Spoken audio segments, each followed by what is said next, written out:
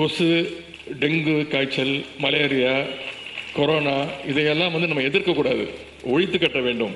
அப்படிதான் இந்த சனாதனம்.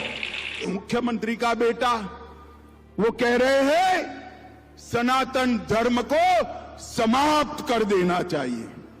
इन लोगों ने वोट बैंक की और तुष्टीकरण की राजनीति करने के लिए सनातन धर्म को समाप्त करने की बात की है. In a stage, he was reading it line by line. We can very clearly make out from his body language, where he says like cholera, like dengue, like mosquito, like COVID. Sanatana should be eradicated. All the 142 crore Indians should condemn this because the visceral hatred for a particular religion has come out yesterday.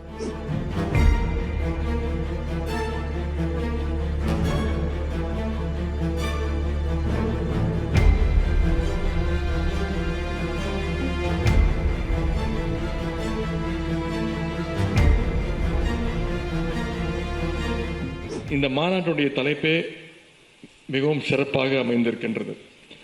சனாதன எதிர்ப்பு மாநாடு என்று போடாமல் சனாதன ஒழிப்பு மாநாடு என்று நீங்கள் இதை போட்டிருக்கிறீர்கள், இதை அழைத்திருக்கிறீர்கள், இந்த நிகழ்ச்சிக்கு பெயரிட்டீர்கள். அதற்கு என்னுடைய வாழ்த்துக்கள். சிலவற்றை நாம் ஒழிக்கத்தான் வேண்டும், எதிர்க்க முடியாது. கொசு, டெங்கு காய்ச்சல், மலேரியா, கொரோனா இதையெல்லாம் நம்ம எதிர்க்க கூடாது, ஒழித்து கட்ட வேண்டும். அப்படிதான் இந்த சனாதனம். சனாதனம் என்பதை எதிர்ப்பதை விட ஒழிப்பதே நாம் செய்ய வேண்டிய முதல் காரியமாகும்.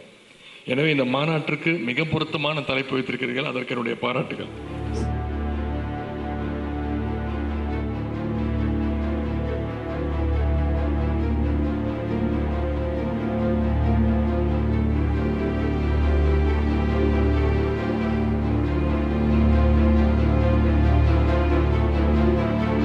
सत्ता आपको चाहिए, मगर किस कीमत पर सत्ता चाहिए? 2 दिन से आप इस देश की संस्कृति का, इस देश के इतिहास का, सनातन धर्म का अपमान कर रहे हैं. इंडी अलायंस के 2 प्रमुख दल डीएमके और कांग्रेस पार्टी, इनके बड़े नेता, एक वित्त मंत्री का बेटा और एक मुख्यमंत्री का बेटा, वो कह रहे हैं सनातन धर्म को समाप्त कर देना चाहिए. मुझे बताओ भाई, सनातन धर्म को समाप्त करने के लिए आप तैयार हो क्या? अरे जोर से बोलो, तैयार हो क्या? माताएं बहनें भी बोले तैयार है क्या? इन लोगों ने वोट बैंक की और तुष्टीकरण की राजनीति करने के लिए सनातन धर्म को समाप्त करने की बात की है.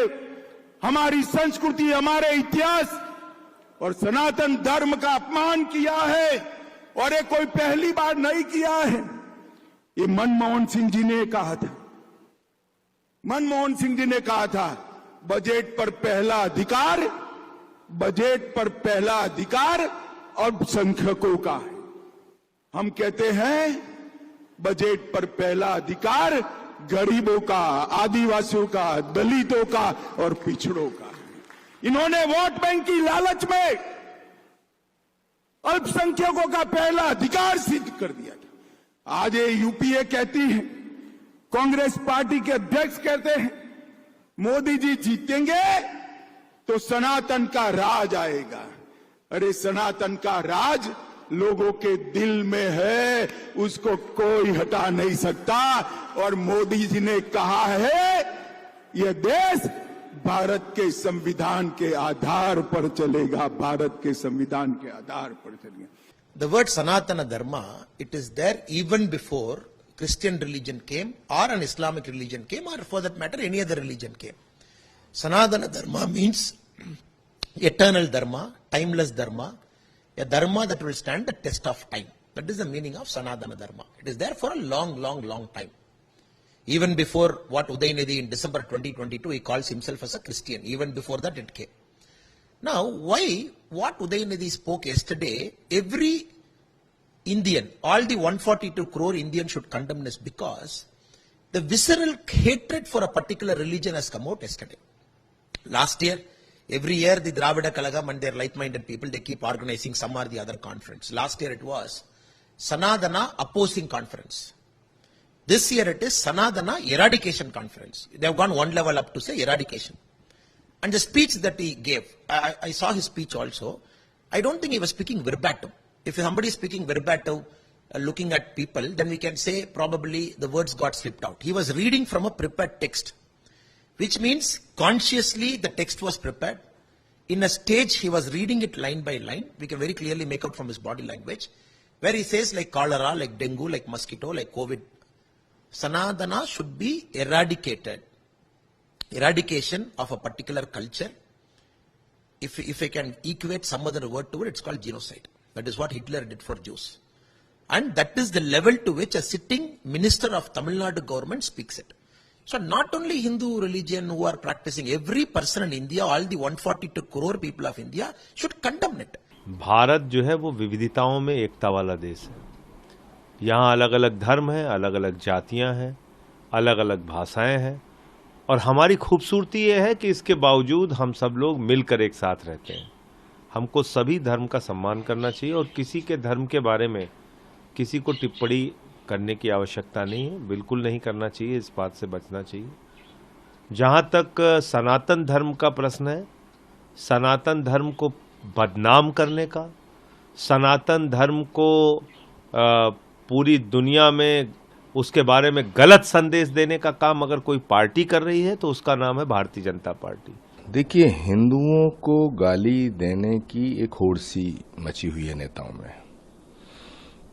और सत्य सनातन धर्म को मिटाने की कोशिशें हजारों साल से हुई हैं, लेकिन सनातन को लोग मिटा नहीं पाए. 1000 साल भारत गुलाम रहा और 1000 साल तक लगातार सनातन को मिटाने की साजिशें हुई. महाराणा प्रताप, गुरु गोविंद सिंह जी महाराज, वीर हकीकत राय, छत्रपति शिवाजी महाराज, कितने महापुरुषों का लहू शामिल है सनातन धर्म की शक्ति में. तो सनातन को मिटाने का जो ख्वाब है, ये अंग्रेजों ने भी देखा, ये मुगलों ने भी देखा, लेकिन सनातन नहीं मिट पाया.